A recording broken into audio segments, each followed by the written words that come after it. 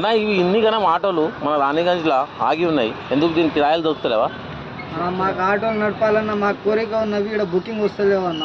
అప్పుడు కేసీఆర్ టైంలో మాకు నిలబడడానికి ఆటోలో లేకుండా అప్పుడు బుకింగ్ ఇట్లా ఆపాలన్నా మేము ఆగబోతుండే. ఈ టైంలో ఎట్లా అంటే మేము రెస్ట్ తీసుకోవాలన్నా మాకు బుకింగ్ వస్తలేవు అసలు. ఒకప్పుడు మాకు ఎట్లా అంటే రెస్ట్ తీసుకోవాలన్నా బుకింగ్ మీద బుకింగ్ వస్తుండే. దీని కారణం ఫ్రీ బస్సులో మా అన్న మొత్తం మా దగ్గర అచ్చంపేట నాగర్ కర్నూలు డిస్ట్రిక్ట్ లింగాల మండలం కోసం ఇక్కడ వచ్చిన. ఇప్పుడు దాదాపు ఎన్ని గంటల నుంచి కూర్చున్నాను? దాదాపు 3 గంటలు అయిందన్న. 3 గంటలు వచ్చి ఒక్క బుకింగ్ 50 రూపాయలు బుకింగ్ అయినా తీసుకుందామంటే అది కూడా లేదు. ఊర్లో పోయి బతుకుదామంటే ఇక్కడ భూమికి లేదు మాకు బతకని. కాడ ఈడ వచ్చి ఈడ చూస్తే మొత్తం అంటే అన్న ఈ ఆటో ఫైనాన్స్ వెళ్తుందా మీకు? మాది 2 నెలల డ్యూ ఉందన్న. కట్టుకోవాలని కూడా 2000 అయితే. అంటే పొట్ట పట్టుకొని సిటీకి వచ్చినా కానీ చాలా కష్టం అవుతుంది. ఒకప్పుడు ఈ టైం వరకు దాదాపు 1000-1500 చేసుకుంటే 500-600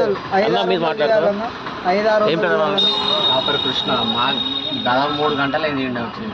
అయ్యో మీరు మాది అంటే మొత్తం ముగ్గురు ఒకటి 3 గంటల దగ్గర ఇప్పటి నుంచి ఒక్క బుకింగ్ లేదు. అప్పుడైనా బాగా నడిపినా కానీ ఇప్పుడు అయితే అసలు బుకింగ్ లేవు. దాదాపుగా మాది కూడా 2-3 డ్యూలు అయిపోయింది. సీజరింగ్ లో పడ్డాయన్న బండ్లు మొత్తం.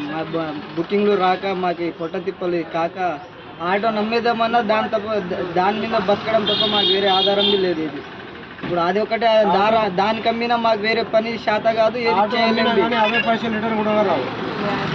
అంటే టోటల్లీ ఫ్రీ బస్ అన్నది చాలా గండం లెక్క తయారైంది.